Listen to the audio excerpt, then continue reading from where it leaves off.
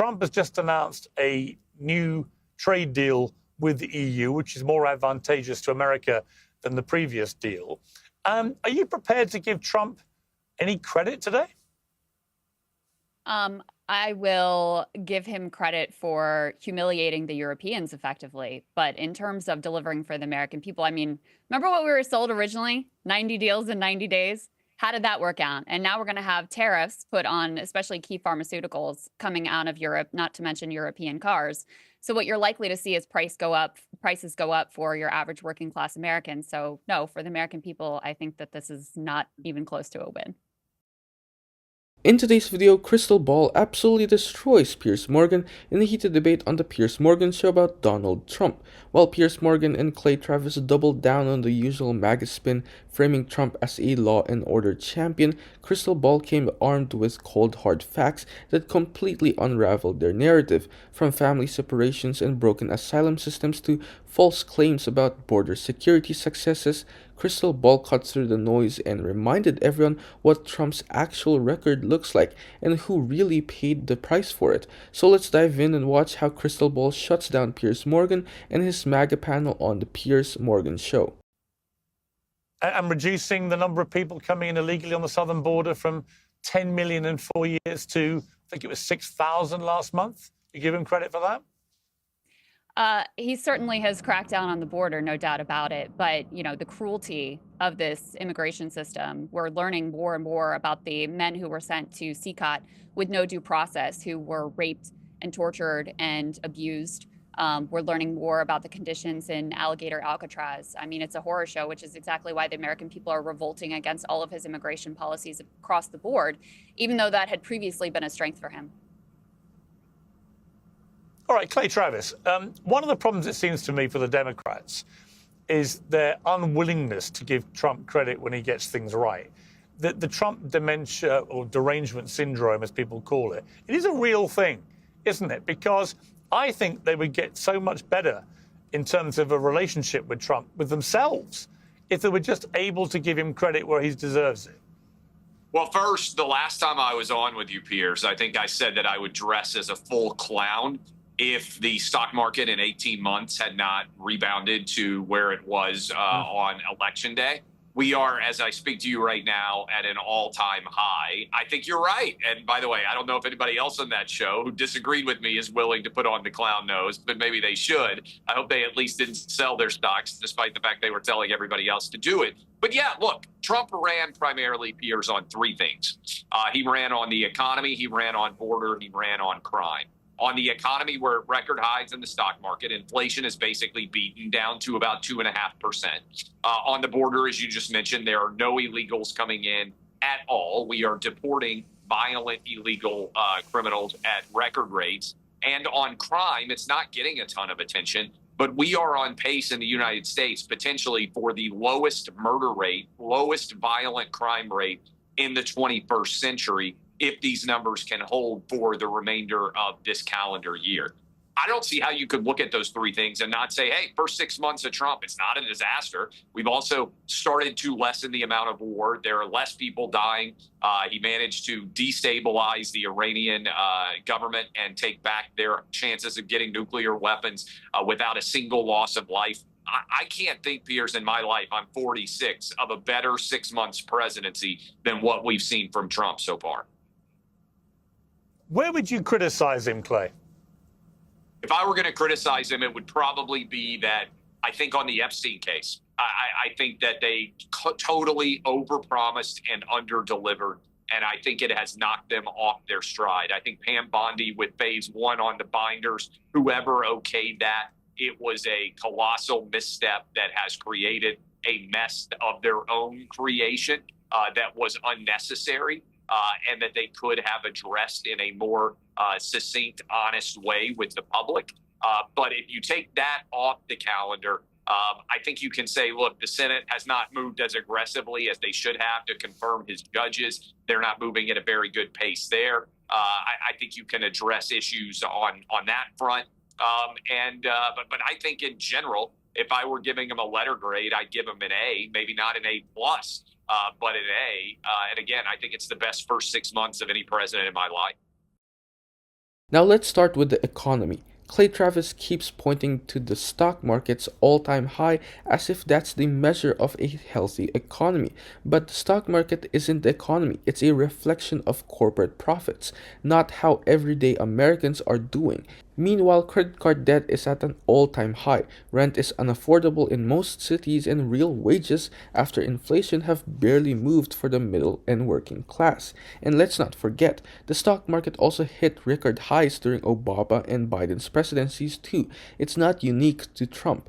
Now on immigration, sure, illegal border crossings have dropped, but let's talk about how.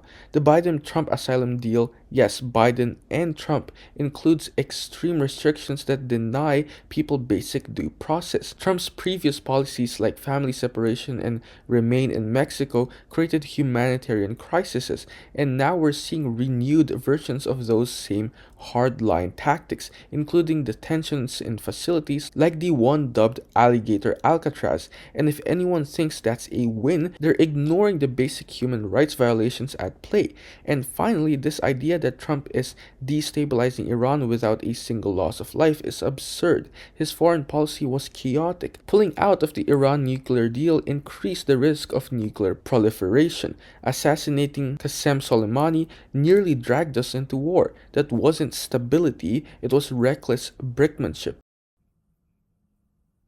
Well, Krystal, what grade would you give Donald Trump? So let me just clear up for your audience. I am not some liberal Democratic sycophant who capes for the Democratic Party and can never give Trump credit. In fact, in his first term, I actually supported the tariffs that he put in place because I thought they made some sort of sense.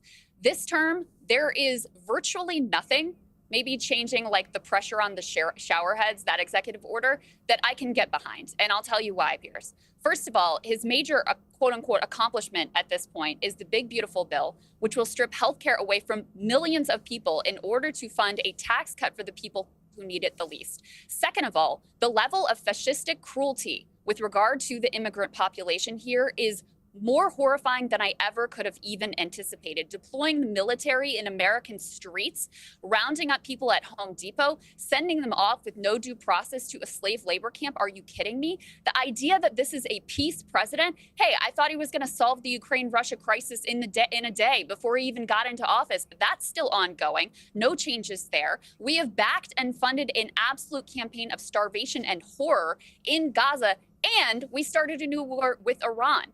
So on every single level, this presidency has been a chaotic horror show and a disaster. And the people who will be hurt the most in this country are the very working class people that Trump claimed and lied to support. So I give him an F across the board. And again, I am not some Trump deranged. I've given him credit in the past. I said it was good when he went and talked to the leader of North Korea. I said it was good when he met with the Taliban to try to negotiate a deal. But he never actually had the stones to pull out of Afghanistan. But in any case, he's a disaster this time. I could not in my wildest dreams have imagined how terrible this administration would be and how quickly here only 6 months in. Do you know, out of interest, Krystal, how many people Barack Obama deported in 8 years? I know he deported a lot, Piers. But here, do you realize this, though? Clay said something earlier. He said, oh, we're deporting record-breaking numbers of violent criminals. Look, I'm fine with deporting violent criminals. The reality is that's not what's happening. Actually, the proportion of violent criminals that we are deporting is far less. Why? Because ICE agents have been told, stop chasing after the gang members. Stop going after the criminals, because that takes time. That takes energy. Instead, Stephen Miller says, go to the Home Depot, go to the 7-Eleven, round up the mom, round up the grandma, round up the person who is going through the asylum process and actually doing the proper things and hasn't done anything wrong, and ship them off to CCOT. It's disgusting. And that's why there's truly a revolt against it from the American public. I mean, the backlash against Trump's immigration policies is striking. Now yes, Obama deported a lot of people, but Trump's approach isn't just about numbers, it's about spectacle, cruelty, and using fear as policy. Under Trump, ICE hasn't focused on violent criminals as a top priority. Instead, they've aggressively targeted non-violent undocumented immigrants, including people with no criminal record, asylum seekers, and families, many of whom are just showing up to court as instructed when they get picked up. And the places they're being sent to? Let's talk about that. CCOT, the shadowy private detention facility Krystal Ball mentioned, has been criticized for forced labor, no medical care, and reports of abuse. That's not immigration enforcement, it's state-sponsored cruelty. Now let's look at Trump's so-called accomplishments. Piers Morgan and other MAGA defenders love bringing up the stock market, but who exactly is that helping? Certainly not the working class voters Trump claims to fight for. Meanwhile, his big beautiful bill slashes Medicaid and food assistance, basic lifelines for millions of Americans, just to fund tax breaks for billionaires. And foreign policy? Total chaos.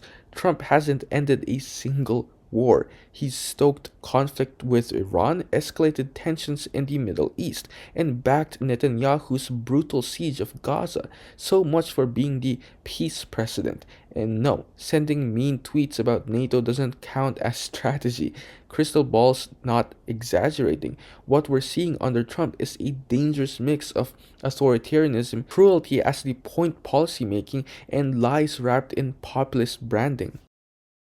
And at some point, American generosity was being taken advantage of, and actual American citizens don't have the resources that they need. So sometimes daddy has to take control, and you have to sometimes be mean. And I think that's the way that the Trump immigration policy has to go, because the phone calls have to shift from, hey, you can stay in a 4-star Manhattan hotel and get taken care of on American taxpayer dime, to, hey, they're looking for people who are here illegally, don't come, and maybe even consider going back. And historically, the way that immigration worked in this country when illegals came in was they came in seasonally, and then they walked back, basically traveled back to Mexico, and still had lives there. What's happened is people have stopped going back to their countries of origin at all, and we can't be. I would ask to Krystal or anybody else, okay, you think it's being too mean. What's the number of illegal immigrants in this country that would be too many for you? For Krystal, for anybody else out there? For me, 20 million is too many. For a lot of Democrats, I think 100 million wouldn't be enough. So where do you draw the line? If you're breaking the law, sooner or later, there have to be consequences. So can I just Well, that is a good question. And Krystal, about that? Yeah, Krystal, answer that. I want to address a couple of things about that. So first of all, I'm probably more permissive of immigration than your average Democratic Party member. You know, I know there's this idea that Democrats are open borders. That's obviously preposterous.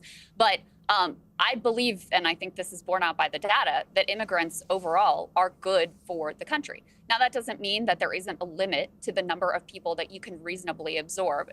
Exactly what that number is, you'd have to get an expert to study and to be able to say.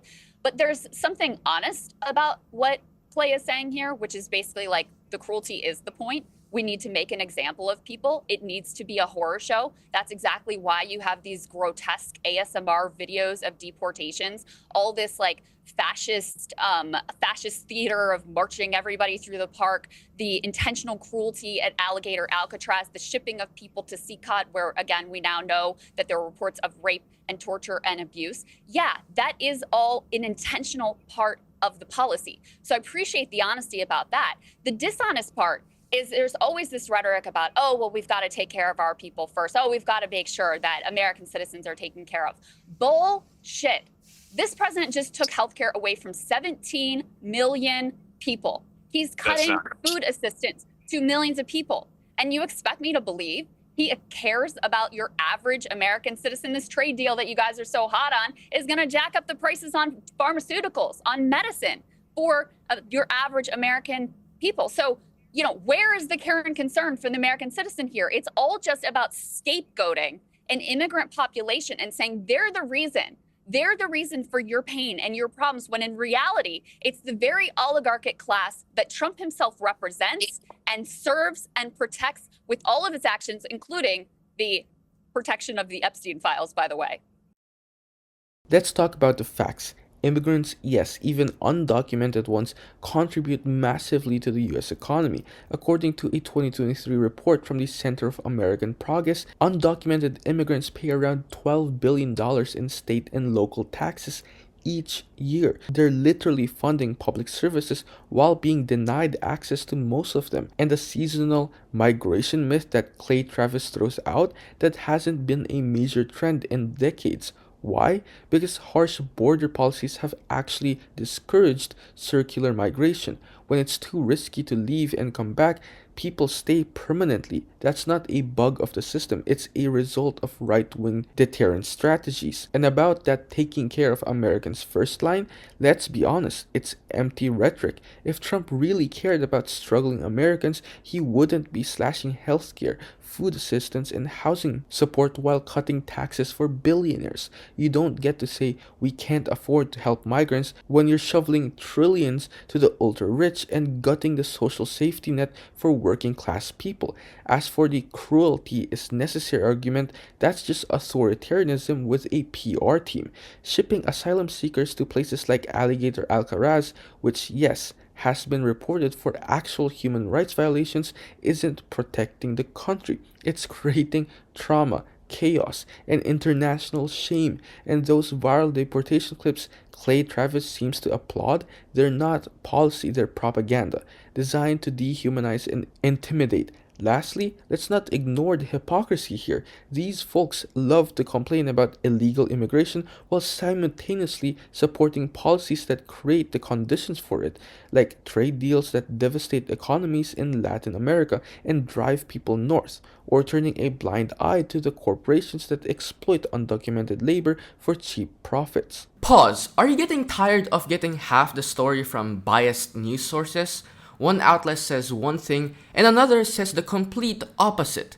How are you supposed to know what's actually true? That's where ground news comes in. It lets you compare how different media outlets, left, right, and center, are covering the same story. So you can see the full picture instead of just the echo chamber. And here's the best part. Click the link in the description and get 40% off the Vantage tier, which gives you even deeper insights into media bias and political trends. Stay informed, think for yourself, and check out ground news in the description down below.